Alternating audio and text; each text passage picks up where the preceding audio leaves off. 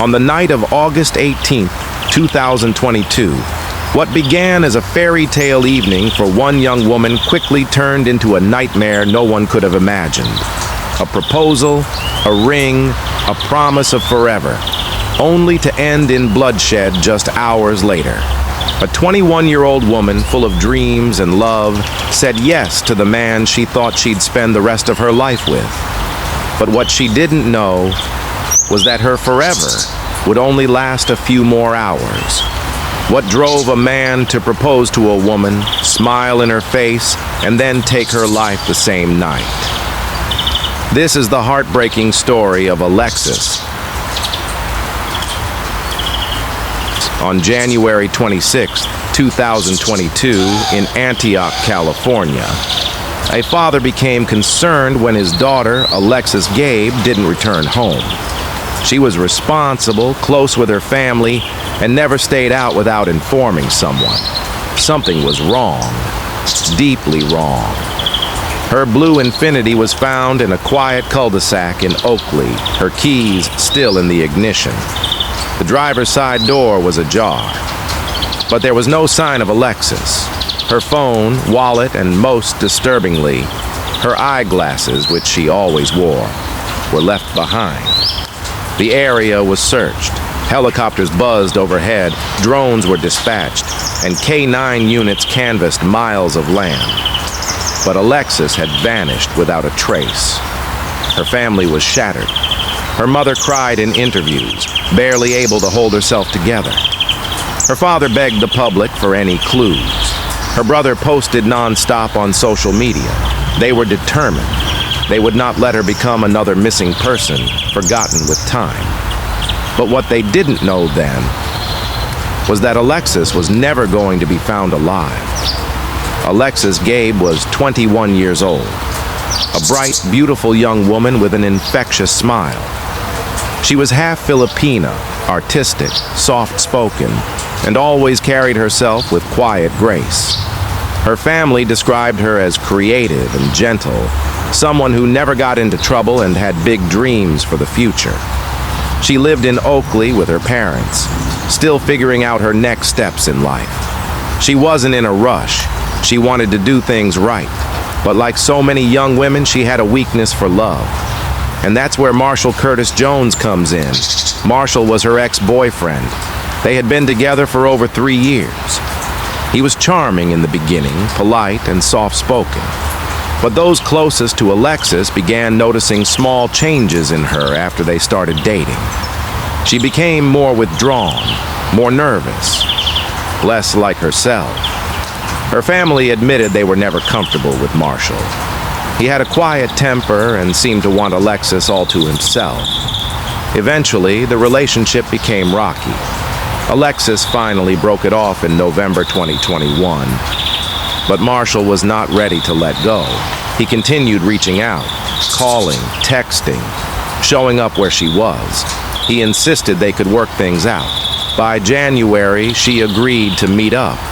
Maybe to talk, maybe to find closure, or maybe she thought they could try again. On the night of January 26th, she drove to Marshall's house in Antioch. She never came home. As investigators dug into Alexis's disappearance, they quickly turned their attention to Marshall. He was, after all, the last person to see her alive. He denied everything. Said Alexis left his house around 9 p.m. that night. But surveillance footage told another story. Camera footage from Marshall's neighborhood showed his car driving out late at night, alone. And later, the same car is seen parked near where Alexis's car was eventually found. Only this time, the driver was seen walking away, and he was wearing a face mask, gloves, and had a hoodie pulled tight. Still, without a body, police couldn't prove murder. Then came the discovery. Marshall's phone was analyzed. In his deleted notes, they found a chilling step-by-step plan. A handwritten set of instructions on how to get rid of a body, how to avoid leaving fingerprints, how to dispose of DNA.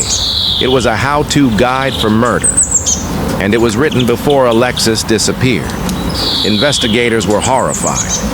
They now believed that Marshall had lured Alexis to his home under the pretense of reconciliation, that he may have proposed to her that night, a desperate final gesture, but when she said no, or perhaps even if she said yes, he killed her anyway. What was his motive? Rage? Obsession? Did he ever truly love her? Even more disturbingly, authorities discovered he had told a friend, an accomplice, to help him dispose of her body. That friend admitted to assisting him in disposing of garbage bags containing what he believed were Alexis's remains. They were dumped in the remote Sierra foothills, a vast wilderness of mountains and brush, making recovery nearly impossible. For months, police searched the area, but there was no sign of Alexis. Authorities finally issued an arrest warrant for Marshall Jones on June 1st, 2022, but they were too late. When the SWAT team arrived at his new residence in Kent, Washington, Marshall did not surrender. Instead, as officers breached the door, he raised a knife. In the confrontation that followed, Marshall was fatally shot. The man who stole Alexis's life had chosen to escape justice on his own terms. He died with her secrets. Alexis's family was left without answers, without a body, without closure. But they continued their search. For months, they refused to stop. Flyers, billboards, fundraisers, interviews. They wanted to bring Alexis home. And then, in November 2022, over 10 months after she vanished, partial remains were found in Plymouth, California. DNA confirmed what they had feared. Alexis was gone. She had been dismembered, scattered, left in the woods like trash. Her father broke down during interviews. Her mother could barely speak, but in their pain, they vowed to honor her memory. Alexis Gabe was not just another missing woman. She was not a headline. She was their daughter, their sister, their whole world.